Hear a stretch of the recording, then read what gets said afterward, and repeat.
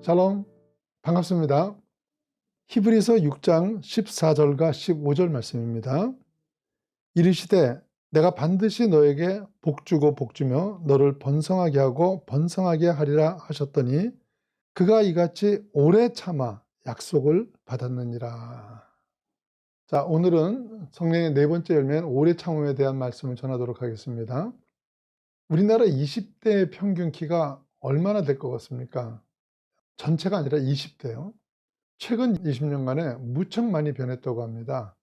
그래서 저도 자료를 보고 깜짝 놀랐는데요. 남자가 174.4랍니다. 여자는 161.3이라고 하고요. 아이들 중에 큰 키를 얘기하는 게 아니라 평균이 그렇다는 거예요. 여러분, 이 174가 평균이 되려면은 180 이상이 수두룩하다는 뜻입니다. 몸무게도 남자가 4.54kg, 여자가 2.4kg씩 불어났다고 합니다. 그러니까 체격이 아주 좋아진 거죠. 그런데 문제는 체격은 좋아졌는데 체질은 아주 약해졌다는 겁니다. 20년 전에 비해서 근시가 2배 가까이 늘었고요. 고도비만 또 피부 질환이 아주 많이 늘었다고 하는데, 이유는 공부하느라고 책상에만 앉아 있거나 인터넷이나 또 TV를 보느라고 전혀 흙하고 같이 살질 않고 운동을 하지 않았기 때문에 그렇다고 합니다. 제가 왜 이 기사를 인용하냐면요, 이 기사를 보면서 우리의 신앙생활이 많이 그렇다는 생각을 했습니다. 예전에 비해서 교회 건물이나 프로그램은 탁월하게 좋아졌지만 교인의 영성이나 성숙도는 많이 퇴보한 것이 사실입니다. 왜 그렇습니까? 이유는 간단하죠. 영적인 훈련을 위한 연단이 없기 때문입니다.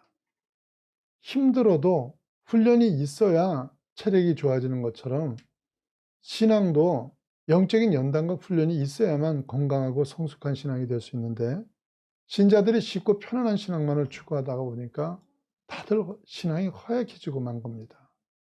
그렇다면 하나님은 우리의 영적 성숙을 위해서 어떤 부분이 훈련되기를 바라십니까? 히브리서 6장 12절 말씀입니다. 믿음과 오래 참음으로 말미암아 약속들을 기업으로 받는 자들을 본받는 자 되게 하려는 것이니라 이랬거든요.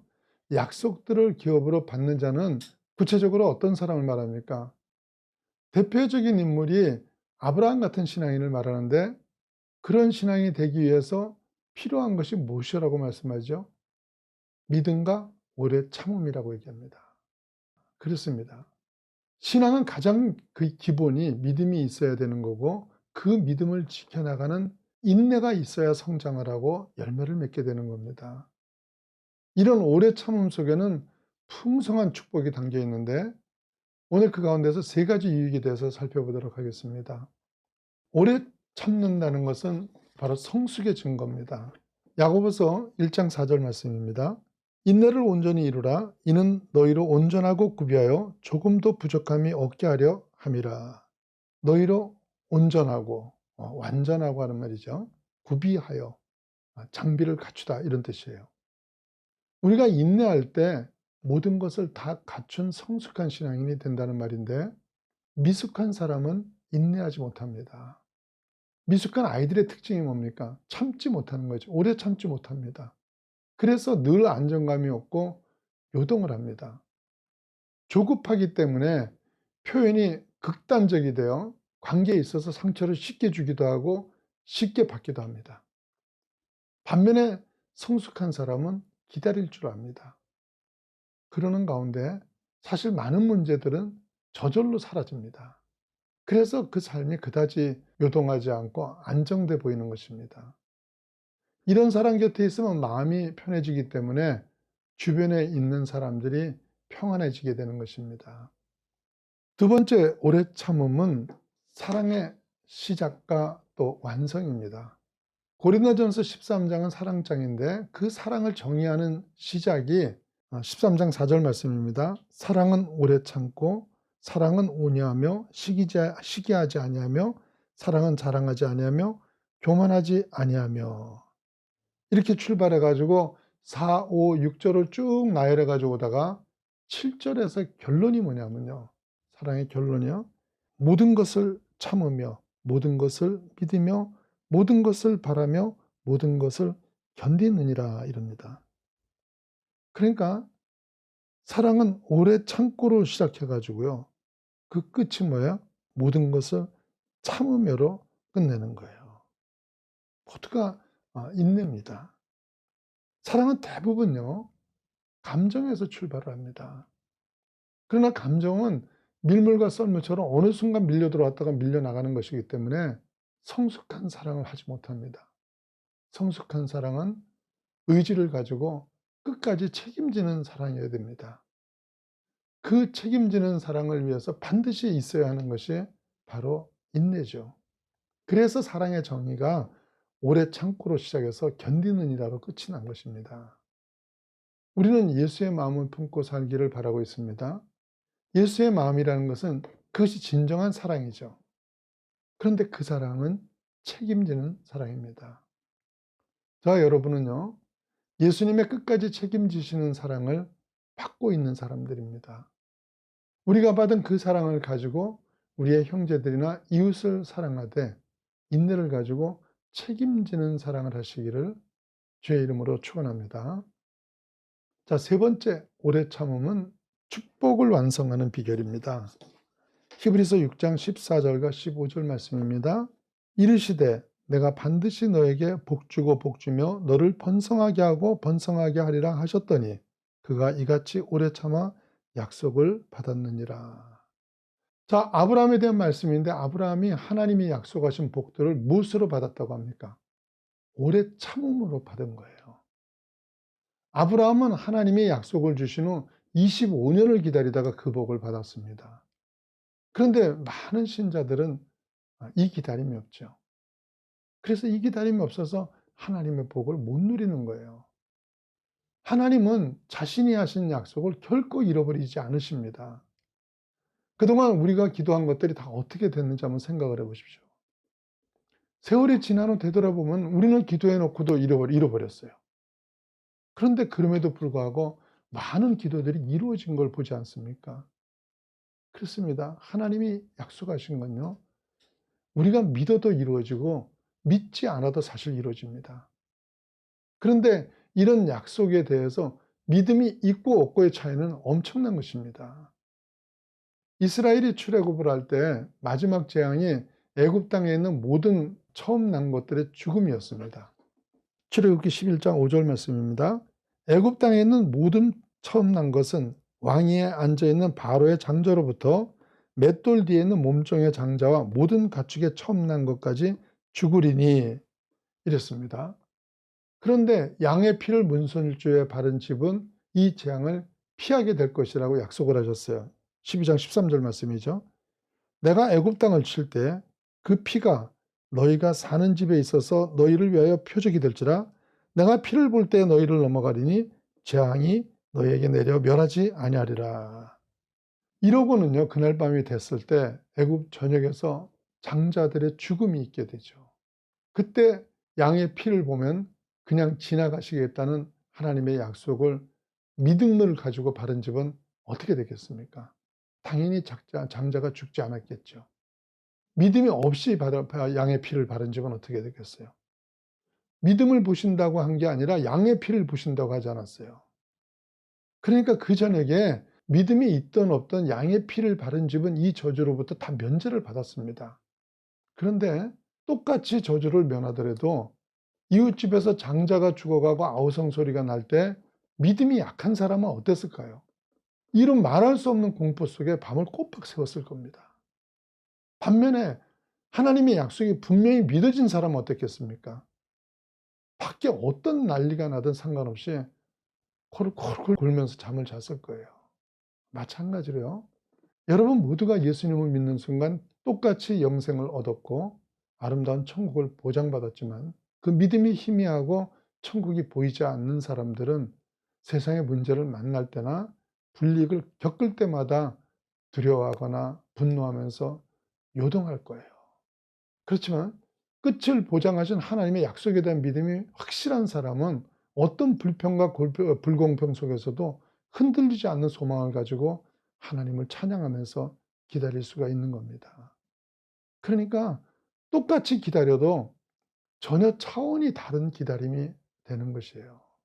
오늘 오래 참으면은 성숙과 사랑이 완성되고 하나님께 받은 축복이 축복되게 하는 능력이 들어있다고 했는데, 그렇다면은 이제 한 가지 더 알아보는 게요. 우리가 참아야 하는 대상은 구체적으로 어떤 것이 있겠습니까?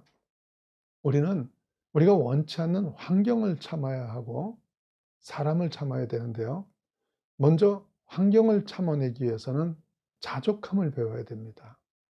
빌립보서 4장 11절과 12절 말씀입니다. 내가 궁핍함으로 말하는 것이 아니니라 어떠한 행편에든지 나는 자족하기를 배웠느니 나는 비천에 처할 줄도 알고 풍부에 처할 줄도 알아 모든 일 곧 배부름과 배고픔과 풍부와 궁핍에도 처할 줄 아는 일체의 비결을 배웠노라.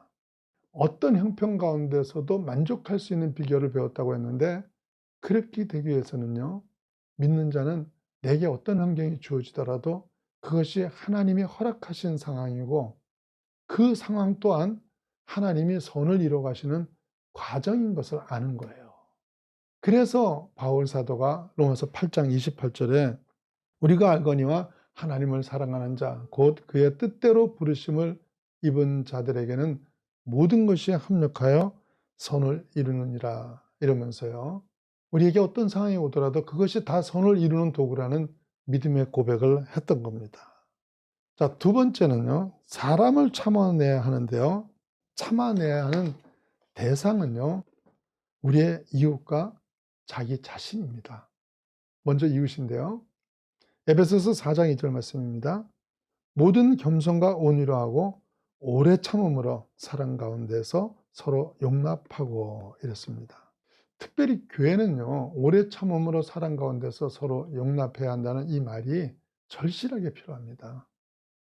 우리는 모두가 하나님의 오래 참으시는 사랑을 받은 사람들입니다. 하나님의 오래 참으심과 용납하심 때문에 내가 하나님 나라 백성이 될 수 있었고 또 오늘 하나님의 자녀로 살아갈 수 있는 것입니다. 그런 우리가 우리의 이웃을 참아주지 않는다면요, 그게 바로 뭐예요? 1만 달란트 탕감받고 내게 100대나리온 빚진 자를 조금 다르거나 마음에 들지 않는다고 용납하지 못하는 그런 죄를 짓게 되는 것입니다. 자, 두 번째는 아주 중요한데, 나를 인내할 수 있어야 합니다. 우리는 구원을 받는 그 순간 하나님 백성으로 완성이 되는 것이 아닙니다. 완성을 향해 한 걸음 한 걸음을 꾸준히 나가고 있는 중인 것이죠. 그런데 많은 신자들이 이 부분을 착각하고요, 말씀을 지금 자기의 상태에 자꾸 비춰서 봅니다. 예를 들어서 원수를 사랑하라고 할 때, 난 원수를 안 볼 수는 있어도 아직 사랑하지는 못한다면 난 틀렸어, 아직 멀었어, 이러면서 좌절을 합니다. 그리고는요, 마태복음 5장 48절 말씀입니다. 그러므로 하늘에 계신 너희 아버지의 온전하심과 같이 너희도 온전하라는 이런 말씀을 대할 때 내가 어떻게 하나님처럼 되냐면 아예 말씀 자체를 의미 없는 말로 인식해버리고 지나가 버립니다. 그냥 하시는 말씀이지 이렇게 생각하는데요, 그건 말씀을 주신 하나님께서 원하시는 바가 전혀 아니죠. 성경이 원하는 것은요, 누가 오리를 가자고 할 때 지금은 비록 이리밖에 같이 못 가더라도 포기하지 않고 하나님의 궁밀하심을 구하면서 하나님, 제가 지금은 조금밖에 함께 가주지 못하지만 주님을 의지해서 내년에는 훨씬 더 많이 함께 갈 수 있기를 원합니다. 그래서 언젠가는 하나님 말씀하시는 대로 심리를 갈 수 있는 그런 날이 오게 될 것을 믿습니다. 이런 식으로 나가는 거예요. 이걸 하나님이 원하시는 거예요. 그래서 그런 신앙이 되기 위해서는요, 하나님이 이루실 것을 믿고 맡길 줄 알아야 되는 거예요. 빌립보서 1장 6절 말씀입니다. 너희 안에서 착한 일을 시작하신 이가 그리스도 예수의 날까지 이루실 줄을 우리는 확신하노라. 사실 제가 이렇게 설교를 하고 있지만요, 목회를 하면서 참 힘든 것이 다른 사람보다도 제 자신이 정말 안 변하는 겁니다. 전 가장 안 되는 것이 겸손과 온입니다. 목사라면 당연히 그래야 되는 게 안 되고 있기 때문에 항상 마음에 부담이 있습니다. 제가 LA에서 개척 목사님들을 위한 세미나에 강사로 갔을 때 한방을 쓰던 목사님이 자기가 경험한 제 성격이 좋다는 의미로 하신 말씀이 "목사님은 사랑이 참 많고 성격이 정말 아싸라세요." 이러는 거예요. 그분은 덕담으로 하신 얘기인데 전 그 소리 들으면서 가슴이 덜컥했어요. '내가 아직도 하나도 안 변했구나.' 싶은 거예요. 여러분, 목사가 아싸라면 되겠어요? 안 되겠어요? 사랑의 완성은 오래 참음에 있는데 아싸래 가지고 그게 뭐가 되겠습니까?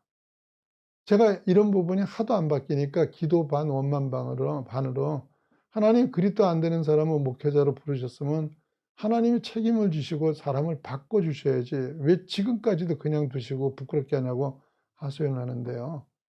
제 마음 가운데 들리는 음성이 나는 네가 완전해져서 나를 찾지도 않고 의지도 하지 않는 그런 목사이기를 원치 않으신다는 거예요. 나는 네가 허약하고 문제가 많지만 그 문제 때문에 날마다 나를 찾는 그런 목사이기를 원하신다는 겁니다. 그렇습니다, 여러분. 하나님께서 한 번에 우리를 확 바꾸시는 건 못하실 일이 아니잖아요. 그렇게 하시면은 우리도 편하고 하나님도 얼마나 편하시겠어요.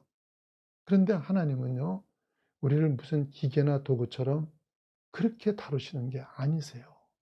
나의 문제나 약한 모습 그대로 하나님 앞에 나아서요, 하나님을 의지하면서 한 발 한 발 나가는 그 모습을 하나님은 보길 원하시는 거예요.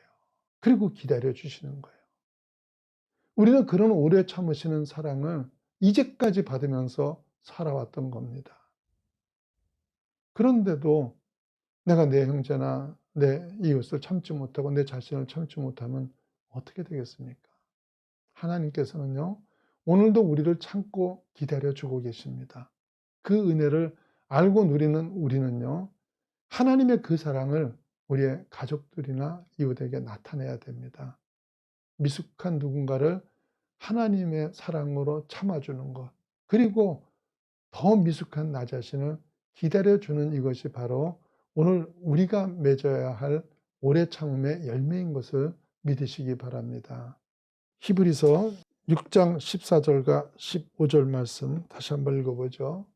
이르시되 내가 반드시 너에게 복주고 복주며 너를 번성하게 하고 번성하게 하리라 하셨더니 그가 이같이 오래 참아 약속을 받았느니라. 오래 참음의 열매로 인해서 하나님이 약속하신 모든 신앙의 복을 풍성히 받으시기를 예수님 이름으로 축원합니다.